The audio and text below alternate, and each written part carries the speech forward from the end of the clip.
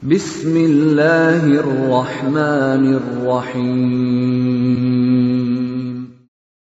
وَلْتَكُنْ مِنْكُمْ أُمَّةٌ يَدْعُونَ إِلَى الْخَيْرِ وَيَأْمُرُونَ بِالْمَعْرُوفِ وَيَنْهَوْنَ عَنِ الْمُنْكَرِ. Alhamdulillah wassalatu wassalamu ala rasulillah mabad.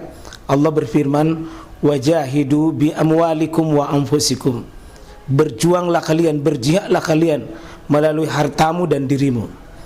Hampir semua ayat-ayat berjuangan dan pengorbanan itu dimulai dengan bi amwalikum, harta kalian, harta kalian. Saya mengajak secara praktis dan kami sudah buktikan. Rp1.000 itu bisa luar biasa dahsyat. Bisa beli mobil, bisa buat kuburan, ya, bisa membangun masjid. Uang 1.000. Mari kita satukan uang 1.000 kita. Nanti kami jemput di rekening ini, insya Allah bisa kita buat.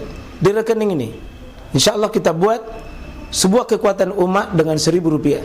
Rp1.000 dahsyat. Assalamualaikum warahmatullahi wabarakatuh. Ya, sekarang kita lihat sedekap yang salah. Nah, ini kalau dibawa, ini mungkin yang mau jatuh sarungnya, ya. Nih, talau di atas, dia terlalu mencekik lehernya, ya. Ini di samping, meskipun semua ini sah salatnya, Pak, sah salatnya, meskipun semuanya salah tapi tetap sah, karena beda itu sah dengan itu salah, Pak, beda. Akhta bisa tidak sempurna, salah itu belum tentu itu tidak diterima. Nah, yang benar, nah ini bisa, ini juga benar, ya. Dua-duanya bisa diambil ini. Nah, di mana dalilnya? Nah, tempat meletakkan kedua tangan dalam salat, ini dalil yang dikemukakan oleh ulama. Pertama, meletakkan kedua tangan pada nahar. Nahar tadi adalah anggota badan di atas dada, di bawah leher. Tidak ada ulama yang menguatkan tentang masalah ini. Ya, ini diriwayatkan dari ada hadis fasalli rabbika wanhar. Ya, ternyata riwayat Al-Baihaqi ini wada'ul yamini ala shimal fi shalah indan nahar. Ternyata hadis ini meletakkan tangan kanan dan tangan kiri adalah salat pada nahar. Ini riwayat Al-Baihaqi ini, Pak, tidak bisa dipegang. Ya, ini kenapa? Alasannya riwayat ini lemah karena ada Ruh bin Al-Musayyib atau Al-Masyib Al-Kalbi Al-Basri sering membawa hadis palsu, sehingga tidak bisa diterima. Kalau ada orang dekat dengan leher begini, ya tetap sah secara hukum, dia sah meskipun keliru, meskipun dia keliru. Jadi kalau bapak nanti buka kitab-kitab semua yang membahaskan tentang kesalahan dalam sholat, ya kita akan temukan, Pak, sampai ada sebuah penulis dari Mesir, ada penulis kitab itu Akhta'ul Mubin fil Musallin, 400 kesalahan di dalam sholat. Beliau urai dari berudu, berpakaian, sampai gerakan bacaan dan semua jenis sholat, semua jenis sholat, sholat sunnah, sholat wajib, sholat berjamaah, semua itu beliau kumpul, lalu beliau menulis kesalahan daftar itu sampai beliau menemukan 400 kesalahan. Ada yang fatal tentu, dan ada yang juga yang ya setengah fatal, dan ada yang mengurangi saja pahala. Ini meletakkan kedua tangan di atas dada. Oh, di atas dada pada umumnya ini yang kita pakai, Pak. Pendapatnya Imam Syafi'i, satu riwayat Ishaq bin Rawai, Ibnu Qayyim Al-Jauzi, Imam Asy-Syaukani, dan dikuatkan oleh Al-Albani.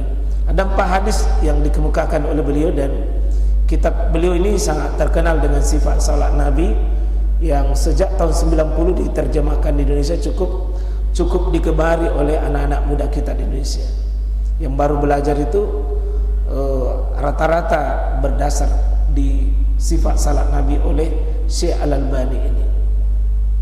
Ini hadis-hadisnya yang beliau kemukakan, bahwa saya melihat Nabi SAW menoleh ke kanan kiri, dan saya melihatnya meletakkan tangan atas dadanya. meletakkan tangan kanan di atas dadanya.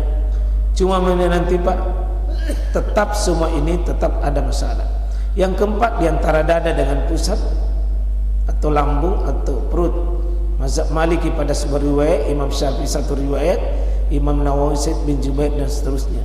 Di atas pusat, Imam Ahmad satu riwayat, dinukil dari Ali bin Abi Thalib. Masih bisa ini Pak. Di bawah pusat tetap sah.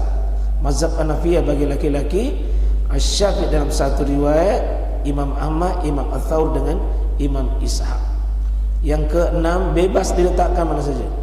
Ini yang berpendapat ini bebas karena dia melihat semua hadis yang dikemukakan di atas 1 sampai 5 itu ada masalah. Karena kalau begitu ya yang penting meletakkan tangan kanan di atas tangan kiri. Nah yang ketujuh malah, ini nomor 7 Pak, malah tidak meletakkan tangan tapi meluruskan tangan ke bawah. Sebagian dari mazhab Malikiyah dan mayoritas mazhab ya Syiah ya memang begitu. Dia cuma takbir tapi tidak, kita tidak pakai itu. Kita tidak pakai karena ya tentu banyak hadis meletakkan tangan kanan tangan kiri itu adalah bisa diterima. Jadi kalau lurus ini Mbak, ya tetap sah salat karena meletakkan tangan itu cuma sunnah saja, bukan wajib meletakkan tangan. Tetapi menyimpan tangan itu cuma sunnah saja, tetap sah, cuma menyelisihi yang lebih sahih. Ya.